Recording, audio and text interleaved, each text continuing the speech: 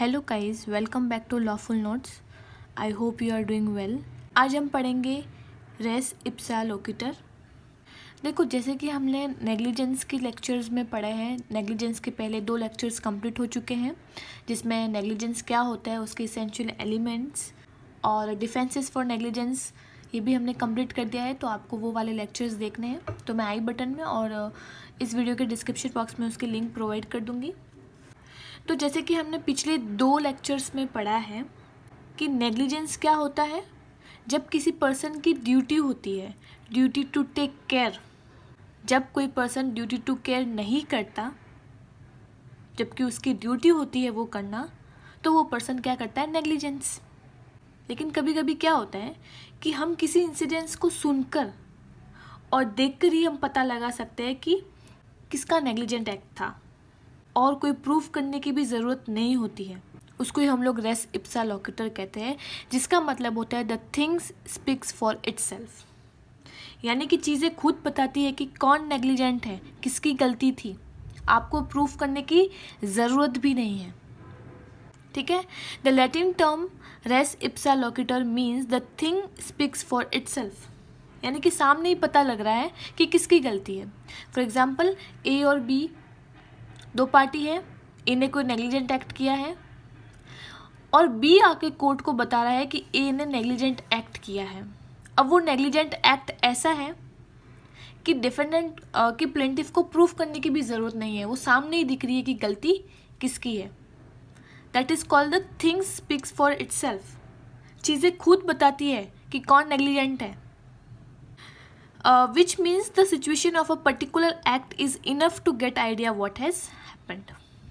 यानी कि किसी एक्ट की सिचुएशन देखकर ही हम लोग आइडिया लगा सकते हैं कि क्या हैपन हुआ है। सिर्फ सुनकर ही या सिर्फ देखकर ही हम लोग आइडिया लगा सकते हैं कि कौन नेग्लिजेंट है, किसकी गलती है। अब देखो, यहाँ पे एक और चीज़ है। Generally the duty to proof that the defendant act negligently lies upon the plaintiff.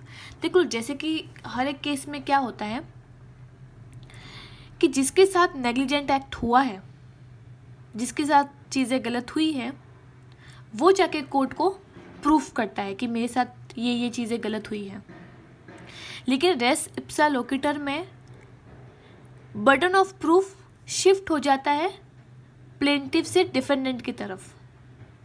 यानी कि अब यहाँ पे डिफेंडेंट को प्रूफ करना है, क्योंकि प्लेंटिफ तो आके बता रहा है सिर्फ कि ऐसा ऐसा हुआ, and things speaks for itself. चीज़ें खुद बता रही है कि यहाँ पे गलती किसकी है, डिफेंडेंट की है।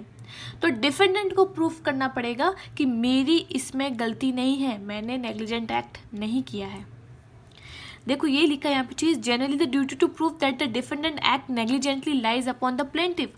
हालांकि प्लेंटिफ को ये प्रूफ करना पड़ता है कि डिफेंडेंट की गलती थी, लेकिन रेस इप्सा लोकिटर में if the plaintiff present certain circumstantial facts, it becomes the burden of proof of the defendant to prove that he was not negligent।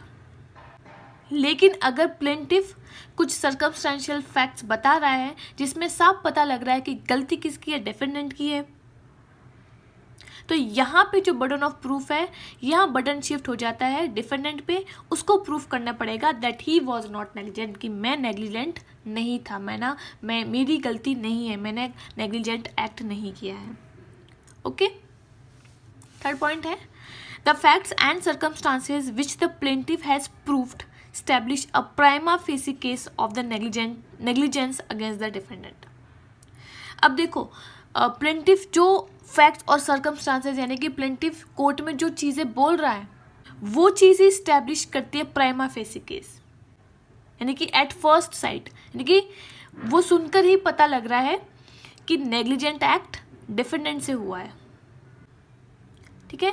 तो फैक्ट्स और सर्कमस्टांसेस जो प्लेंटिफ कह रहा है उससे ही स्टैब्लिश हो जाता है कि गलती किसकी थी, डिफेंडेंट की। ओके। यहाँ पे केस लॉ से आपको ज़्यादा क्लियर होगा। केस है हमारा ban versus Border. The plaintiff was walking by a warehouse on the road and suffered injuries from a falling barrel of floor which rolled out of a window from the second floor.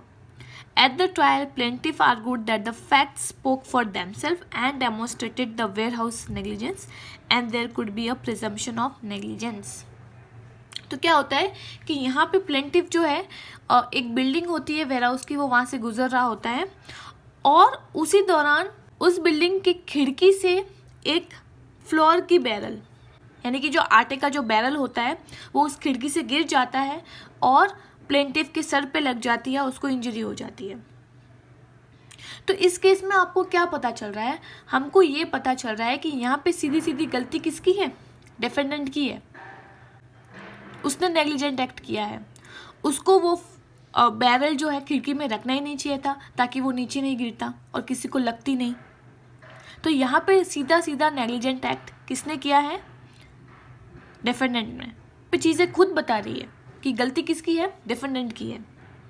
तो इस case में यहाँ पे जो liable है वो कौन हुआ? डिफेंडेंट हुआ, क्योंकि चीज़ें खुद बता रही है कि गलती किसकी है?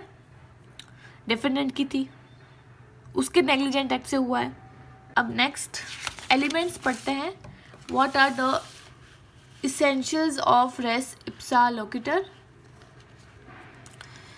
सबसे पहला है the thing causing the damage must be under the control of the defendant और हिज सर्वेंट।